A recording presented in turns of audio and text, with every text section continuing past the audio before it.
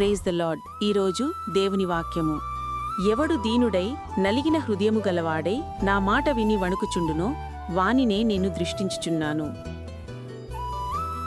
ఆకాశం దేవుని సింహాసనం, భూమి ఆయన పాదపీఠం. మనుషులు కట్టిన ఏ గొప్ప దేవాలయమైనా ఆయనకు సరిపోదు.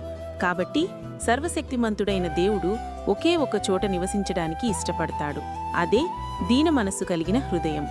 ఎవరైతే తమ బలహీనతను ఒప్పుకుని దేవుని మాటకు భయపడి లోబడి జీవిస్తారో దేవుని కన్నులు ప్రత్యేకంగా వారిమీదే ఉంటాయి. గర్వించేవారిని ఆయన దూరంగా ఉంచుతాడు, కాని విరిగి నలిగిన హృదయం గలవారికి ఆయన దగ్గరగా ఉంటాడు.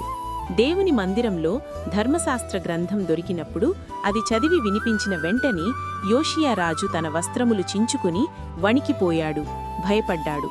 ఆ మాటలకు భయపడి అతను దేవుని సన్నిధిలో పశ్చాత్తాపపడ్డాడు. అప్పుడు దేవుడు అతనితో, నీవు నా మాట వినినప్పుడు నీ హృదయము మెత్తబడెను, కాబట్టి నేను నీ మొర ఆలకించియున్నాను అని చెప్పాడు. దేవుని మాటకు వణకడం అంటే ఇదే. ప్రార్థన.